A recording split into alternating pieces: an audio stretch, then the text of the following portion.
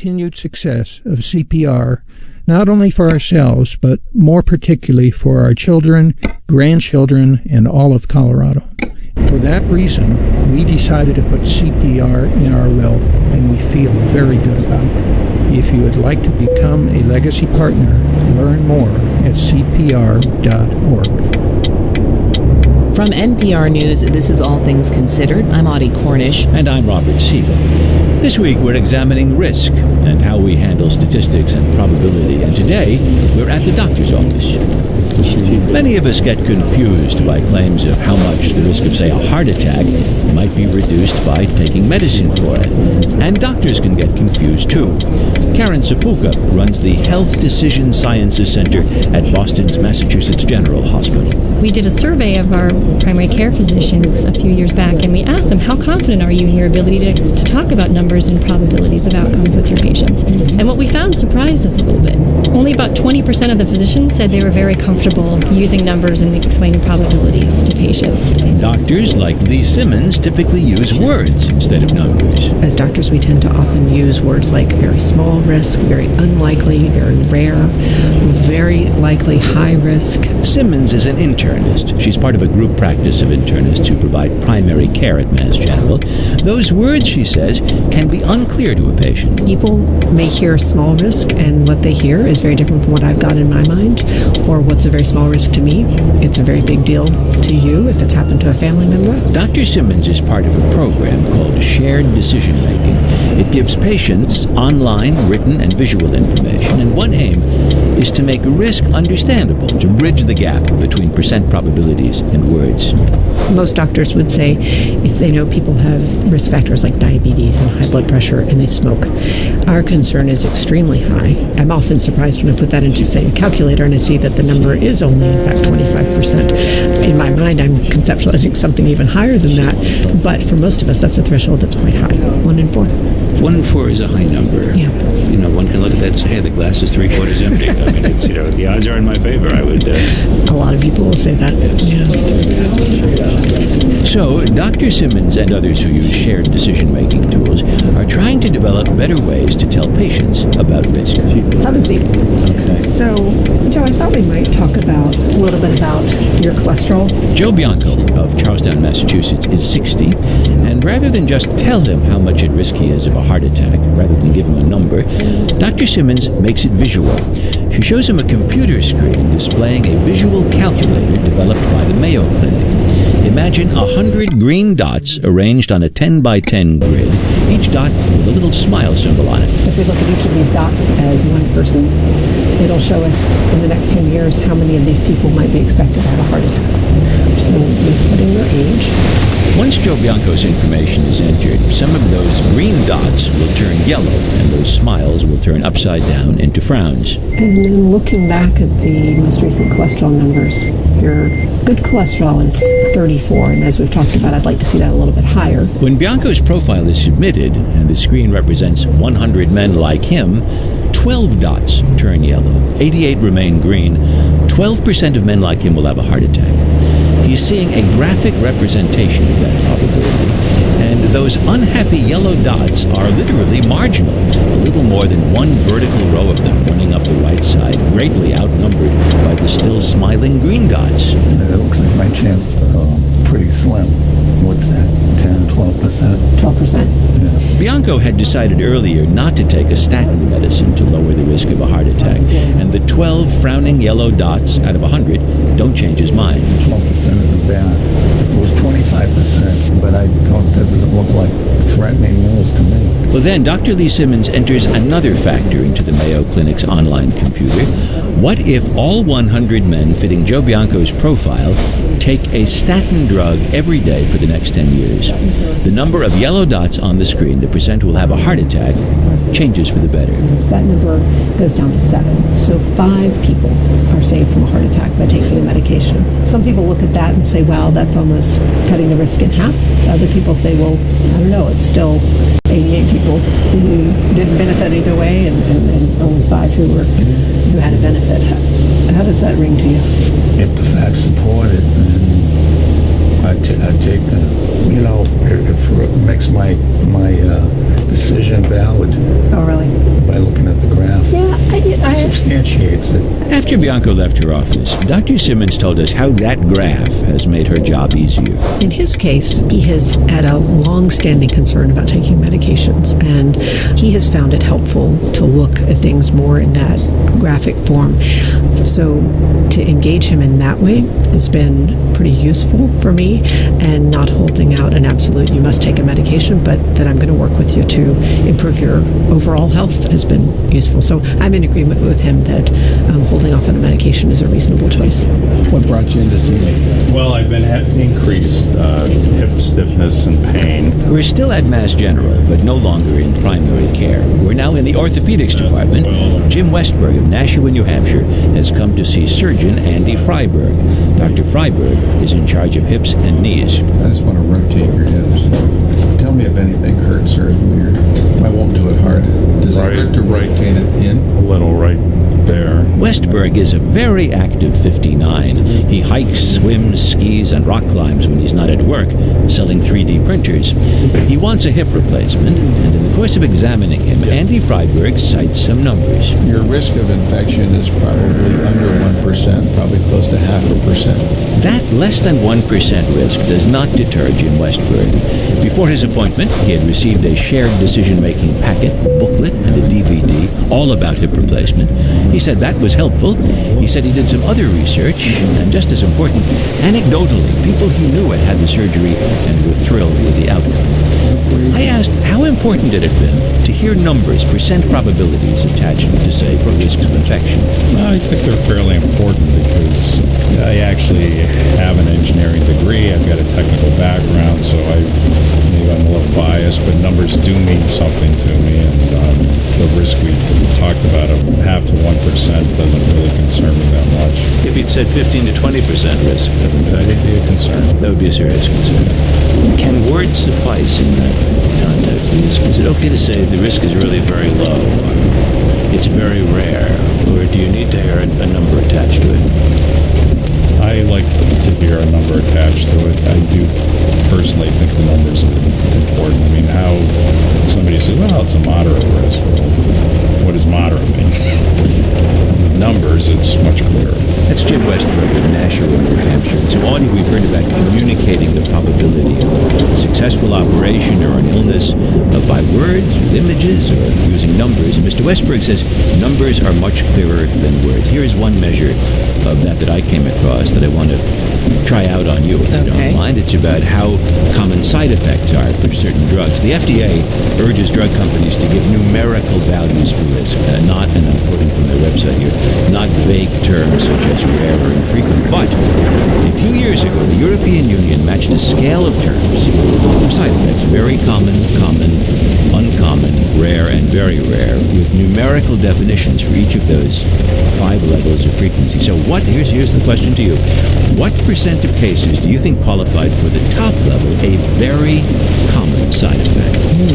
Well, when you think about it, like ads for drugs and everything, you always hear so many side effects. I don't know, so maybe I'll say 73%. Well, the EU defined a side effect as very common if it occurred in more than 10% Oh, wow. of cases. That's all? That's all. And what if a drug label said, according to those EU definitions, that a particular side effect was very rare, the least frequent probability they defined? What percent of cases? Well, very rare. That's when I want to hear, Right. 1% or less. Actually, in this case, a very rare side effect, according to that European Union scale, is something that occurs in fewer than 1/100 of 1% of cases. That's one. Oh, so I'm willing to take on more risk. Well, it sounds like. I have asked several colleagues and friends over the past number of weeks what these words suggest to them in the way of numbers, and the answers are all over the map.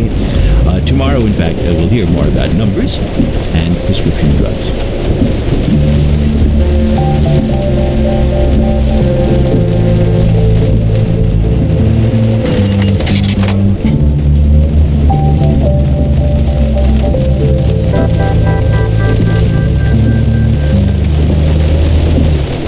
much of this year, Republicans have talked about finding new ways to get Americans out of poverty.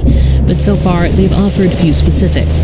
Today, Paul Ryan, the House Budget Committee chairman, unveiled his plan. He says it will help fix safety net programs that he calls fragmented and ineffective. NPR's Pam Fessler has the details. Here are the highlights of Ryan's plan. He would allow states to experiment with federal aid by merging things like food stamps, child care, and welfare into something called an opportunity grant. He would expand tax credits for working adults. He would make it easier for those with criminal records to get jobs and for others to go to college. And he would track the results to make sure that these programs actually work. He says many existing ones don't. Too many families are working harder and harder, yet they're falling further and further behind. Ryan told an audience at a Washington think tank that the answer is a healthy economy. And a big part of that is having a safety net that is strong, both for those who cannot help themselves and for those who need just a helping hand to get up and going in life. That's our goal. So the problem is, that's not what we're getting. He says the federal government spends hundreds of billions of dollars a year fighting poverty, but that the nation's poverty rate is still high, 15%. His conclusion, like that of many Republicans, is that the system is broken, that more flexibility should be given to states and those on the front lines who work directly with the poor, which makes many Democrats and anti-poverty advocates nervous. They say poverty would be much higher without existing aid. We have to ask, how real is Congressman Ryan's proposal? Debbie Weinstein is executive director of the Coalition on Human Needs, a group of more than 100 anti-poverty organizations. They've been fighting huge cuts in government spending, much of it proposed by Ryan's Budget Committee. The Wisconsin Republican insists that his plan won't reduce overall aid, but Weinstein is skeptical. She says there's already not enough money for things that poor people need, like education and child care. So if he puts all the money together and he says, let's spend more money on child care, then it's going to come from somewhere, and it's going to come from taking food out of people's mouths. Still, there are parts of Ryan's plan that could get bipartisan support, like expanding the earned income tax credit for childless adults. That's something that Democrats have also proposed, although Ryan says he would pay for it by cutting spending on social programs that Democrats like. There are also questions about his opportunity grant plan. It would basically be a pilot program allowing states to customize aid to an individual's needs. That person would also have to work or train for a job. Stuart Baker of the Conservative Heritage Foundation applauds the idea, but he thinks states might need some financial incentives, like those included in a 1996 welfare reform law. Get people out of welfare and into independent work.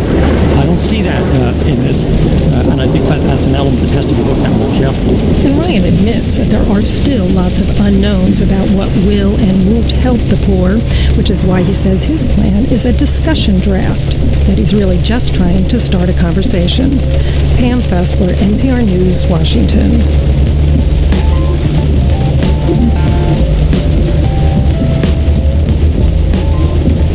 You're listening to All Things Considered from NPR News. This is Colorado Public Radio News. Strong winds and hot weather are fueling a fire in northwest Colorado. The Alkali Fire has burned at least 20,000 acres northwest of Craig. There, you'll also find out about the Underground Music Festival that kicks off tonight in Denver. Details from our Arts Bureau and Open Air. You'll also find live streams of CPR News, CPR Classical, and Open Air. All that and more at cprnews.org. Support for Colorado Public Radio comes from AEG Live, presenting the Indigo Girls and Mary Chapin Carpenter, both performing with the Colorado Symphony at Red Rocks on July 27th. Tickets available now, axs.com. Support comes from University of Denver's University College, with master's degrees and certificates in natural resource management or energy and sustainability, online and evenings. Open Open Air. New music from Colorado Public Radio is broadcasting live from the Underground Music Showcase starting tonight at 6. We'll feature 3 acoustic sets from artists playing at the UMS, as well as bringing you music from the clubs, updates, band snapshots, and interviews throughout the weekend. Learn more at openaircpr.org. Listen starting tonight at 6 in Denver on 1340 AM and everywhere at openaircpr.org. From NPR News, this is All Things Considered. I'm Audie Cornish. And I'm Robert Siegel. The writer Nick Harkaway grew up hearing a lot of stories. It was hard not to. His father is the godfather of the modern spy novel, John le Carré. Le Carré is a hard act to follow. His son wrote in the British newspaper The Telegraph that it's not that le Carré casts a long shadow, it's more that it seems pointless to stand next to a lighthouse and wave a torch. Well, now Harkaway is out with a new novel called Tiger Man, and our reviewer Jason Sheehan says it's clear the son has talents of his own. I've caught myself pushing Tiger Man on friends. I even found myself desperately trying to explain to an old lady on my train exactly why she should read a story full of witchcraft, hand grenades, murdered dogs, and bad guys, even though she told me she only reads books where nice things happen. You know you've gone off the deep end about a book when you kind of want to shake the old lady and say, just shut up and read it, Grandma. Trust me. Tiger Man isn't just good, it's shake-a-granny good. The kind of good that makes you wonder why every book isn't this smart and joyous and beautiful and heartbreaking. It's the story of Sergeant Lester Ferris. He's a soldier acting as the British consul on a doomed island, basically running out the clock on his retirement. The island is polluted. Now it occasionally belches clouds of toxic waste. A panicked international community has decided to destroy it before things get even worse. In the meantime, it's in a kind of limbo, and it's become home to the type of people who seek out lawless places: drug dealers, gun runners, journalists, and spies. All of which is just fine by Lester because he's been ordered very clearly not to care about any of it, to turn a blind eye and just wait for the end. But there's this boy, this smart, capable street kid who becomes Lester's friend. And after he's beaten by some Ukrainian soldiers and his comic books torn to pieces, he convinces Lester to become a superhero called Tiger Man. And Lester goes along with it because he loves the boy, because he saves the boy once early in the story and then has to keep saving him as things spiral downward on the island, because this is a boy who deserves a hero. And when the hammer falls, which it of course does, the reader can see it coming from a mile off, can dread the approach of real evil to this island, and know that things are going to go badly for everyone, and worst for those with love to lose. But for all the strangeness that lives in Tiger Man, Harkaway never loses his grip. This is a brilliant post-colonial novel, and it maintains an exquisite balance between the ugly and the beautiful, the action and the result, between a boy and the hero he so badly needs. The book is Tiger Man by Nick Harkaway. Our reviewer is Jason Sheehan. His latest book is Tales from the Radiation Age. There was a time when movie studios just added Roman numerals to sequel titles. Think Rocky II, Rocky III, Rocky IV. Well, not anymore. This summer we've had 22 Jump Street, the follow-up to 21 Jump Street, and X-Men Days of Future Past, with no mention that it's either the 6th or 7th X-Men movie, depending on how you're counting. This got our movie critic Bob Mondello thinking about the art of sequel titling. Do you suppose they stopped numbering sequels so we wouldn't do the math?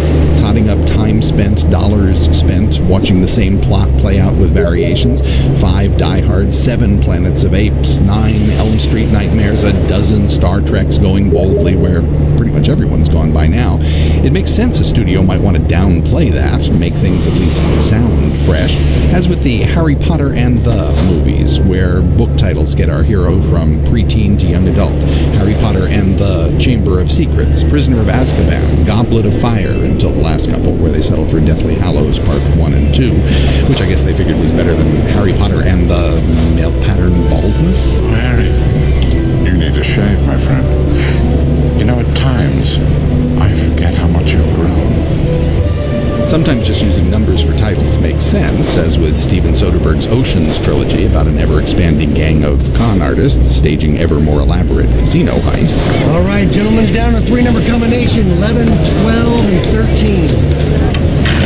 But if you're not going to go with numbers, sequel titling has rules. For an action picture, you want to up the ante each time. Die Hard, Die Harder, Die Hard with a Vengeance, or The Bourne Identity Rising to Supremacy. Supremacy, and then Ultimatum, and then Simulacrum, or whatever that last one was without Matt Damon.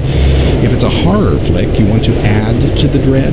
Resident Evil's follow-ups were called Resident Evil Apocalypse, pretty dire, then Extinction, more dire, and then Afterlife, which was pretty much the only place they could go after Extinction. I'm gonna need more ammo. Comedy sequels get to have the most fun with titles, Naked Gun 2.5, for instance, and give the Dumb and Dumber folks credit for coming up with Dumb and Dumber-er, and for the threequel title that they've got coming in a few months, Dumb and Dumber 2, spelled T-O. Kind of meta. Others just go with puns, like Alvin and the Chipmunks, the Squeakwell. Eat you for dinner with some fava beans and a nice Chianti. There are occasional movie franchises where it doesn't much matter what you call the episodes. The series that has the most popular sequels in movie history, Nobody does it better. 23 and counting, Live and let die. doesn't acknowledge in its titles that the pictures are sequels. Cold finger. Presumably on the theory that with 007, titles are forever, except of course for the impenetrable Quantum of Solace. Impenetrable because Quantum of Solace is both meaningless and perplexing, and the one thing you do not want your sequel title to do is raise questions. A while back, when producers were abbreviating everything, Mission Impossible 2, for instance, had posters that read M:I-2. There was a horror flick that wanted to try that, a sequel to Halloween that was supposed to be taking place 20 years after the first one. So the poster had Jamie Lee Curtis's face and great big letters saying H2O. It looked like she was selling a really sinister brand of bottled water. Everyone is entitled to one good scare. Another title that raised all the wrong questions was for a story about the king from whom we won our independence in 1776. In Britain, the stage play was called The Madness of George III, spelled George III in Roman numerals.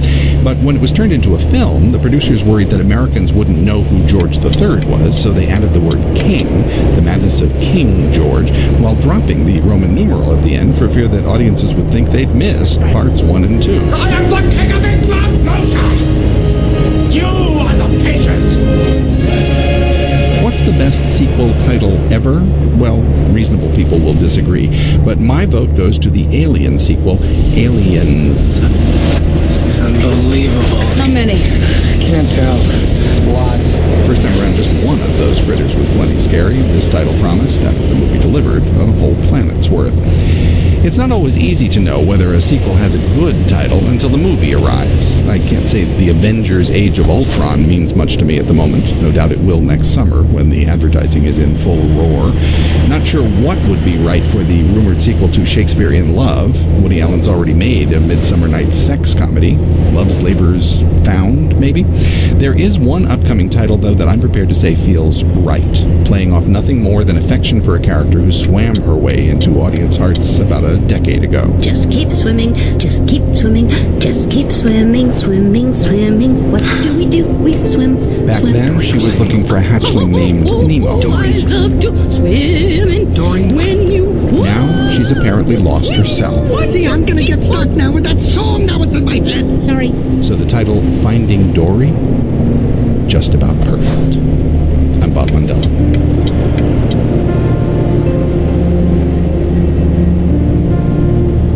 You're listening to All Things Considered from NPR News.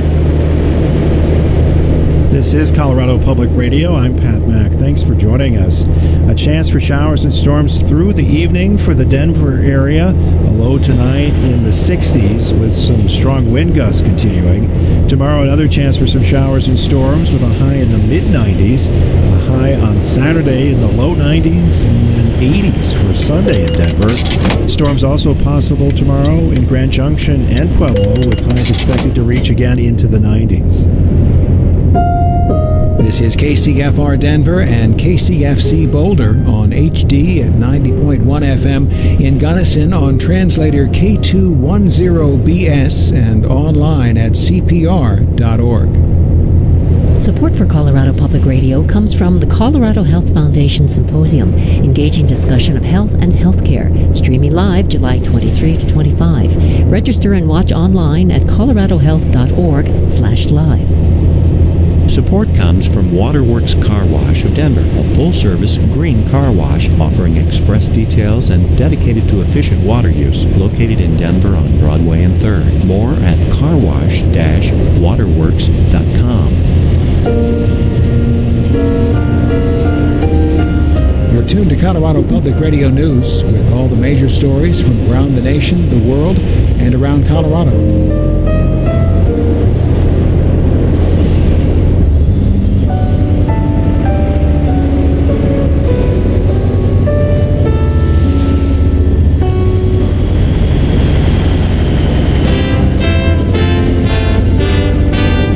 These are the most dangerous places in the world. The only place that has a higher murder rate than Honduras is Syria. The journey from Central America to the U.S. is dangerous too, but thousands of kids risk it to get here. It's Thursday, July 24th, and this is All Things Considered.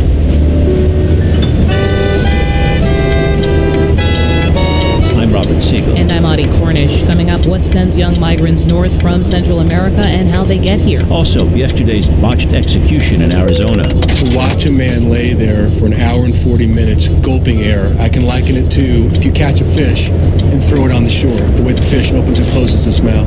Understanding creativity as something that people achieve in pairs. We're consumed by this myth of these great solo creators, but in fact, they are enmeshed in relationships all the way through. And our series on men asks the editor of Esquire what changes he's seen over 17 years. Now News. From NPR News in Washington, I'm Barbara Klein. Israel says it's investigating charges by Gazan officials that at least 15 people were killed today when Israel shelled a UN-run school being used as a shelter. Among the dead are women, children, and UN staff. Israel says rockets launched by Hamas landed in the area and could be responsible. UN Secretary General Ban Ki-moon says regardless of who's responsible, it's unacceptable. I'm angry about what this is doing, what they are doing. I appreciate all their concerns. They have their own problems and root causes. Secretary of State John Kerry is in Cairo pushing for a temporary ceasefire. Kerry says he wants a short-term deal to pave the way for a more sustainable solution to Gaza. Hamas is demanding an end to Israel and Egypt's blockade. Israel is demanding Hamas stop firing rockets and tunneling into the Jewish state. International investigators spent hours today examining wreckage from the Malaysia Airlines passenger jet that was shot down over eastern Ukraine last week. And as NPR's Corey Flintoff reports, the observers describe some grim new discoveries. Michael B.Bystrica, spokesman for the International Observer Team, told reporters at the debris site that his group visited some wreckage that they had not seen before. In the wooded area there, we saw what we believe to be the biggest kind of intact piece of the fuselage. This is quite a long piece with the Malaysian Airlines colors. The windows are still intact. B.Bystrica said the team saw some unrecovered body parts among the wreckage, a sight that he described as heartbreaking. He said the team also saw what looked like puncture holes in the fuselage. Corey Flintoff, NPR News, Donetsk.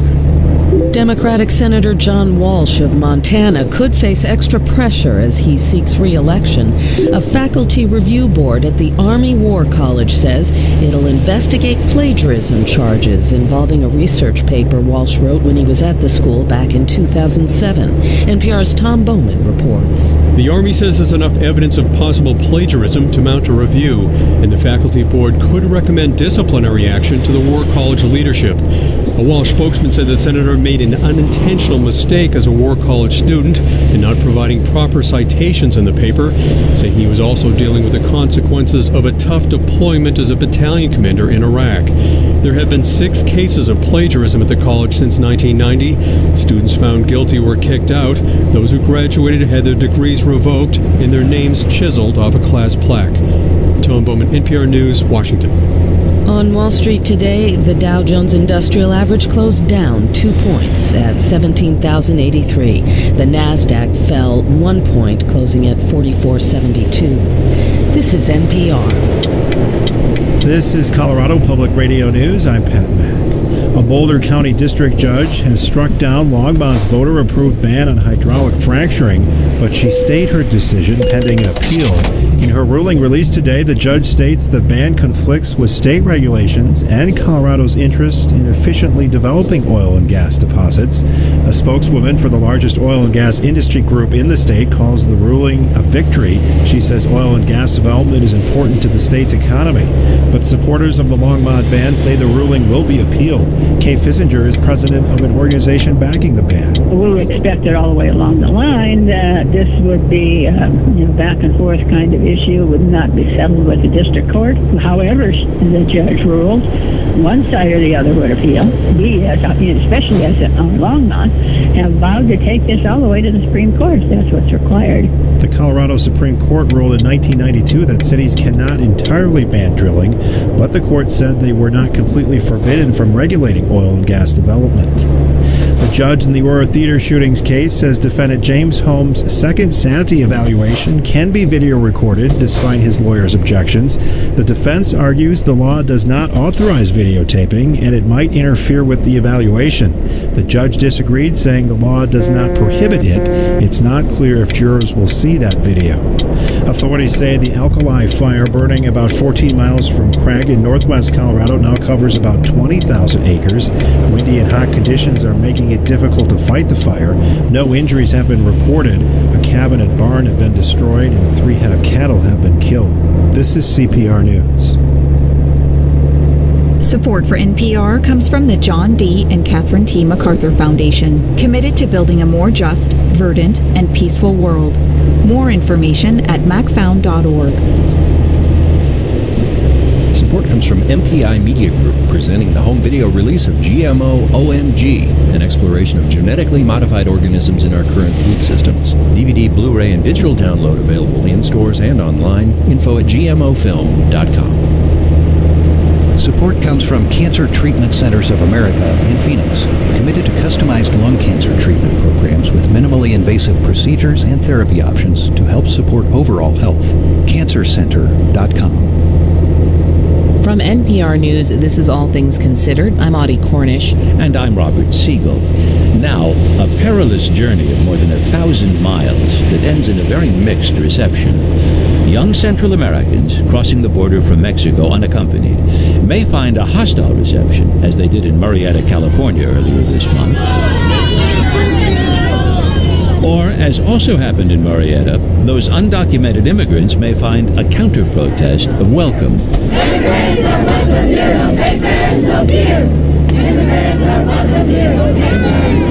But whatever their reception, the children keep coming north. From El Salvador, from Guatemala, from Honduras. Why are they coming? And what is their journey like? Well, we'll start where they do. Elizabeth Kennedy is a Fulbright scholar in El Salvador. She's interviewed hundreds of young people as part of her research. They are desperate. Tens of children are killed every month in these nations. And the violence that's rampant, these are the most dangerous places in the world. The only place that has a higher murder rate than Honduras is Syria. Kennedy has analyzed the data from interviews with 322 kids who had tried to get to the U.S. and returned back. 109 received direct threats that they could either join the gang or be killed. So that's 109 people who are potentially eligible for asylum in the United States. They are being persecuted by a transnational criminal actor who is targeting them based upon a number of factors. Those kids were not turned back by U.S. immigration. They were returned to El Salvador from Mexico. The Mexican government has stepped up enforcement of its southern border. Last week, Mexican Interior Minister Miguel Ángel Osorio Chong announced a new system for protecting these children and sending them home. Esta iniciativa nos permitirá fortalecer las acciones contra el crimen. He spoke of stronger actions against crime, better regional collaboration aimed at protecting those who cross the border into Mexico. Well, the practical results of Mexican policy are palpable to Elizabeth Kennedy in San Salvador. When I began doing interviews in January at the migrant return centers, we received between 1 and 2 buses of children twice a week. And there was one period last week where we received 6 buses of just children. We think that deportation deportation and detention will serve as a deterrent, but many Central Americans who reach the United States have already been detained or deported from Mexico, usually a number of times. In her interviews, Kennedy hears their reasons for wanting to get to the U.S. In most cases, the main reason is to escape the violence. Many want to find their family. 90% have relatives in the States. 50% have parents here. Until recently, she says, the benign treatment of unaccompanied minors in the U.S. didn't even register as a reason. And she hears this from the kids who had been caught and sent home. They will try again. So I'll just tell you the story of one 12-year-old boy who came to us with no shoes because he had been robbed, he had been beaten, everything had been taken from him. And I sat down next to him and I said, "Are you going to try again?" And he just burst into tears. And he said, "What would you do if you were me? I haven't seen my mom and my dad in 10 years. I've got a little sister I've never met, and no one here loves me." For a child like that, he's going to try again.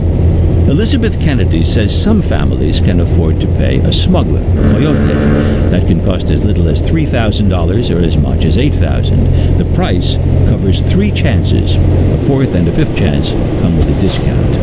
If a family is too poor to afford a coyote, the child will take La Bestia, the beast. That's what they call the network of trains that migrants hop and ride the length of Mexico.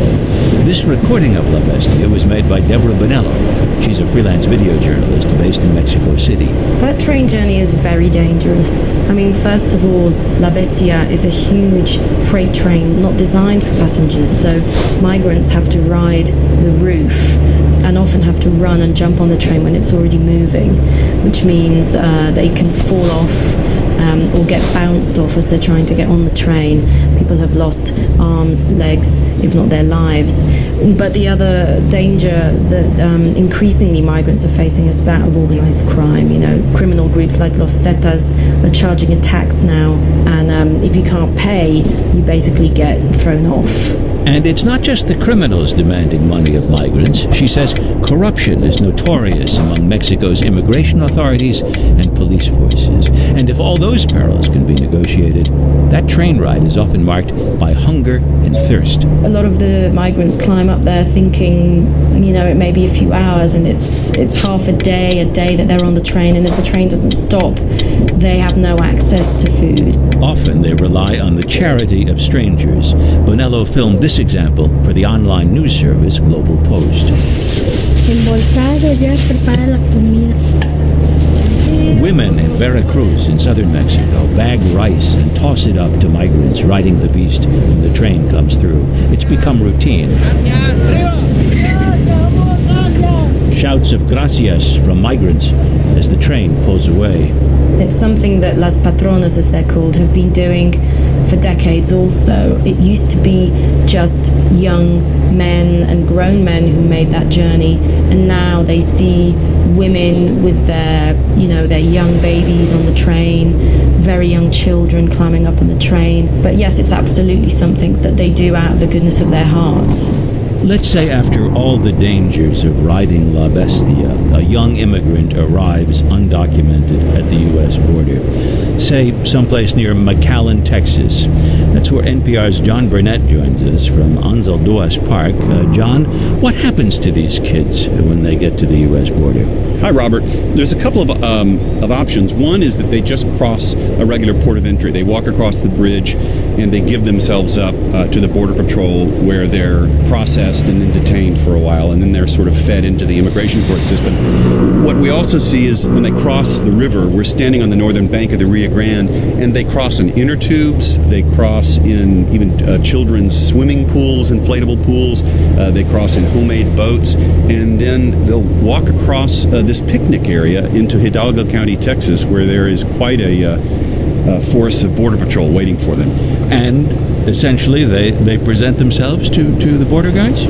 They do that because they know that they won't be deported immediately like kids from Mexico will be, that they'll be sent to the Border Patrol station and then sent to a shelter farther inland, and then ultimately they'll be able to reunify with a family member. And so they're all wise to this, and so they are giving themselves up. We know, of course, that the numbers of kids doing this over the past several months rose rapidly. What are the most recent trends of crossings and apprehensions along the border? Well, actually, Robert, in the last 2 weeks, we're hearing down here that the number of apprehensions by the Border Patrol has dropped from about 1,300 a week in the entire Rio Grande Valley of Texas down to about 800. So why? Well, it's speculation that perhaps Mexico is enforcing its immigration laws more stringently on the southern border with Guatemala. They're pulling more immigrants off the train and sending them back. We've been hearing that. It's really, really hot. It's 100 degrees and plus every day down here, so this tends to be kind of a slow period for crossing. It's brutal, doing much walking in this kind of heat. And then, of course, the White House says that their public service announcements in Central America saying don't come to the U.S. is also dissuading people from coming. John, earlier this week, Governor Rick Perry of Texas announced that he's sending 1,000 National Guard troops down to the border. What's the point of that? Well, I'm talking to you from sort of ground zero of the governor's own sort of Navy and his own border force that he's created down here in order to, he says, help out the U.S. Border Patrol, which is being distracted by all of these unaccompanied kids who have to have special care, have to be processed. And so the governor says he's sending his people down here to help out. And we just saw 2 gunboats fitted with 50 caliber machine guns. They're now patrolling this section of the river. There's a state trooper helicopter here. It's a pretty impressive show of firepower. And of course, people are asking, is this what you really need when you have 8, 11-year-old kids coming across? And from there, once these unaccompanied minors present themselves, where do they go? What happens to them? Most of them are going to meet family members who already live in the United States and in fact paid their passage with these human smugglers to get them up from Central America. So they're going into U.S. cities, to Dallas, to Atlanta, to Baltimore, to Los Angeles, and they're enrolling in public schools, and they're living with